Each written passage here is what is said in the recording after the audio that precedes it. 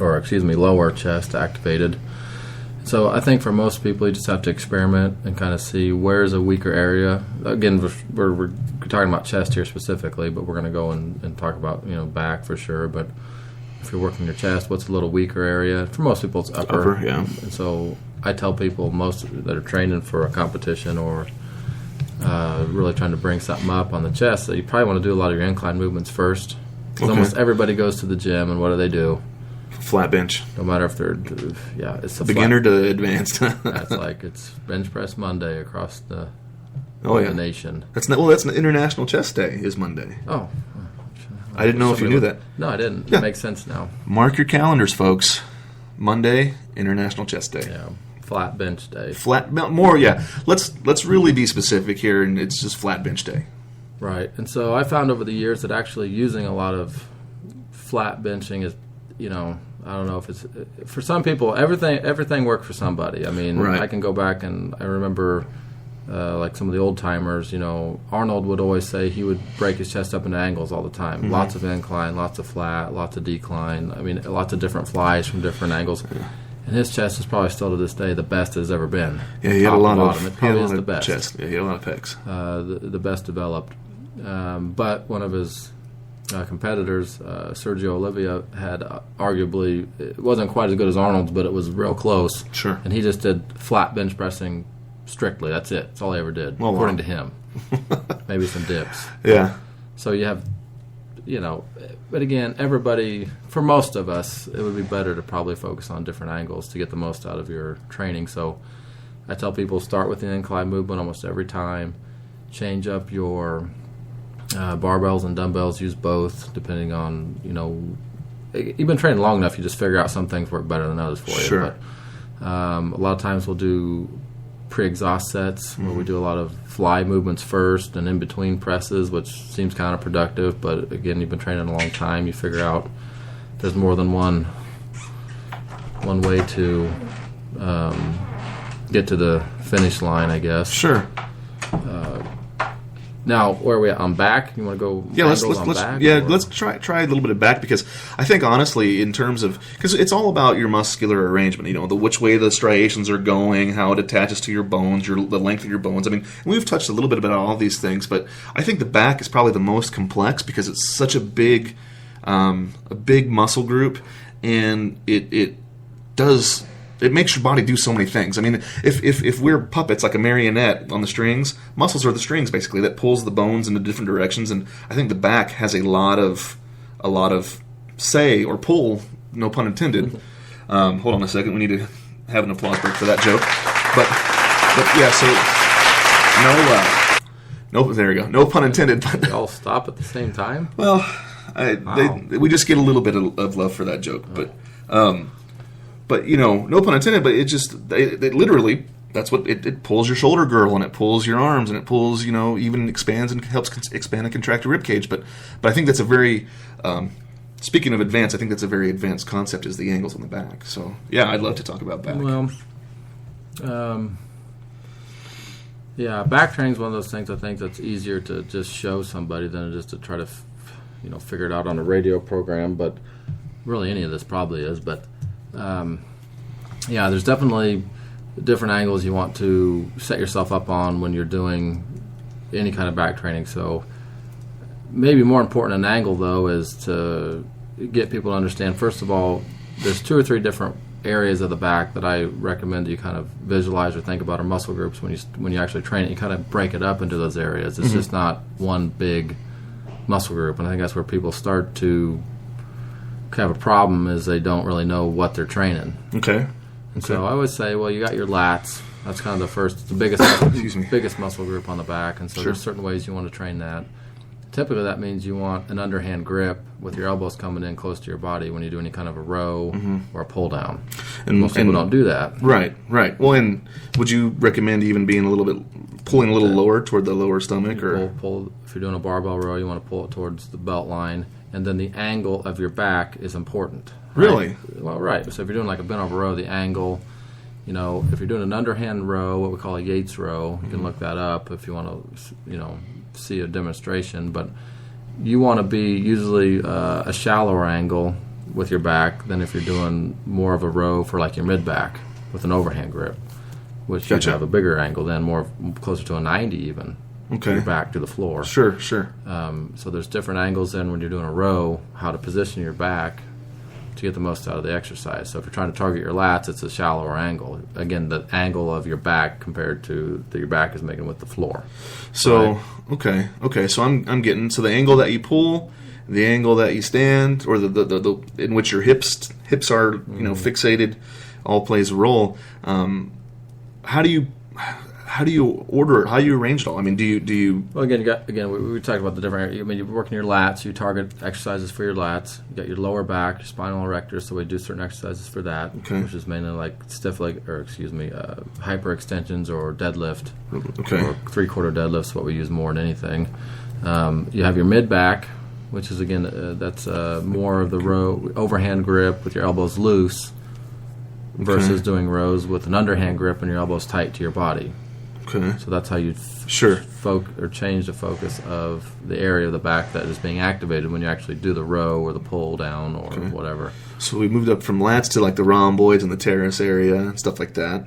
In the trap, some people, depending on how you train them, we do our upper trap area on our shoulder day, yeah. and we do our lower trap area, which is basically tying into the mid back on Sure. our back day. Okay. So again, that however you want to structure that, but so we design it based on angles. Mm-hmm. You got to have different angles for different areas that you're training on your back, different body positions, and then it's kind of what's weak, what's weaker, what needs to be brought up more. Usually, what's the weakest we train first. So most people, their lats need a lot of work. Sure. Because they've been using their arms the whole time to do the rowing. Okay. For years, they're using their arms. They got big arms. They have no Big back. arms, no back. Yeah. And again, I can point this out because you can go to any kind of like a bodybuilding competition at any level, clear up to the Mr. Olympia level. Sure. I mean, from the local level to the top, everybody has great arms. There's all sorts of very few people have a standout back at any of these competitions compared to their peers. You see what I'm saying? Right. I mean, there's people that are professionals that have fantastic arms and shoulders and chest, and they turn around and it looks like a different competitor because they still haven't figured out. Now, their backs are really good, but compared to the rest of them, Right. they're substandard. Right. Because they don't think they've really figured out how to activate that area yet. Even though they may be a top amateur or professional, they still don't really know how to do it. Right. Well, and I think a basic rule of thumb that anybody can follow, and I always tell people this myself, is that if you're not feeling the movement in the muscles that you're trying to work, then there's something wrong with, I think more than anything, the form. I mean, wouldn't you say? Or the angle that... Form encompassing the angle that you're pulling or pushing it, too. Well, I think most people have never looked at like an anatomy chart and tried to figure out, well, what is actually back there? Right. And what is the function of that particular muscle? Right. Why is it there? There's a reason that your lats are designed how they are. Sure. Yeah. Yeah. Well, and So that, you have to put your body through those motions to activate that, or otherwise you're going to work something else. Right.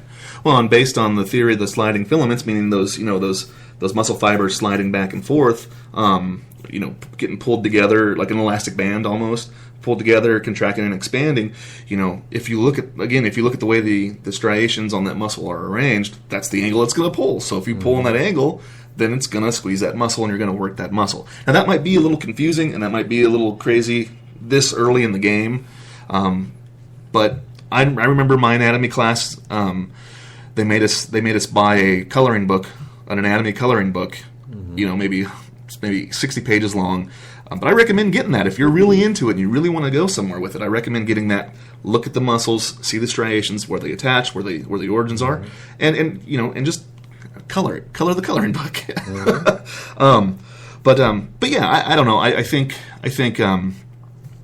think this is a good concept for people to start out with because it's more than just a bench press, a shoulder press, and a squat. And it's more than just push straight, pull straight, and that's it. Stand up straight. I mean, you can go, anytime you change the angle on any exercise, and you can do it on about it. I haven't really thought, again, most of the time we think of chest, but I mean, you can do it on legs. Mm-hmm. Every time you change a leg machine, if you go from a hack squat, most hack squat machines are a slightly different angle than a leg press machine. And a hack squat machine, one versus another model, the angles are a little different, and they will feel different when you use them. Oh, yeah. So you have to find the right one that works best for your structure and all of those, if you can. I mean, a lot of times you're not going to have 3 different choices on a hack squat, but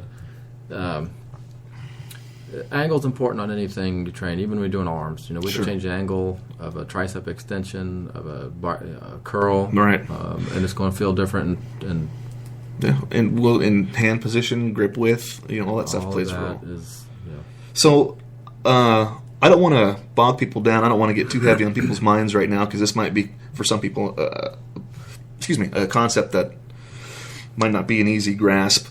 So how about this? How about we stop there in order to pick up later on the next show to build upon this and go with a listener question. Deal? All right. So we're doing So live studio audience today. they're kind of alive. Oh, okay. So I'm focused. Okay, so this is from Tyler. I'm focusing on powerlifting moves, and chest and back are two muscle groups I focus on International Chest Monday. It is also max effort day. With respect to changing angles to the lift, what else can I do? And in parentheses, as besides eating well, to gain more strength, i.e., different exercises or different focuses for that training period. I'm also using the West Side barbell training model. Well, number one, I'm not an expert in powerlifting by any stretch of the imagination, so this may not be a question that I'm not qualified to answer. Okay. I know powerlifting, the basics of powerlifting. I'm probably not qualified to answer that. What about you? I mean, I can give you a couple of ideas. I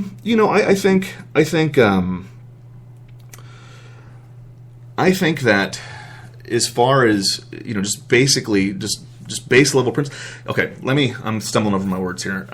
What I want to say is that no matter what training principle you follow, there's a certain set of basic baseline things that you have to address before you even worry about adding all the bells and whistles. Okay. Obviously, nutrition is one thing, rest is another thing, but as far as training is concerned, I think movements that you're going to activate the most amount of muscle fibers is going to make you stronger, period. So you look at things like the decline bench. Decline bench incorporates a lot of your pec tissue, takes a lot of your front deltoid out of the movement. Something like that might be really good for increasing your bench press in terms of overall pec strength. I think looking at things like if you're doing a deadlift, to look at how you're doing the deadlift. Are you doing like standard deadlift? Or are you doing sumo deadlift? If you're doing standard deadlift, then maybe incorporate some sumo. If you're doing sumo, then maybe incorporate some standard.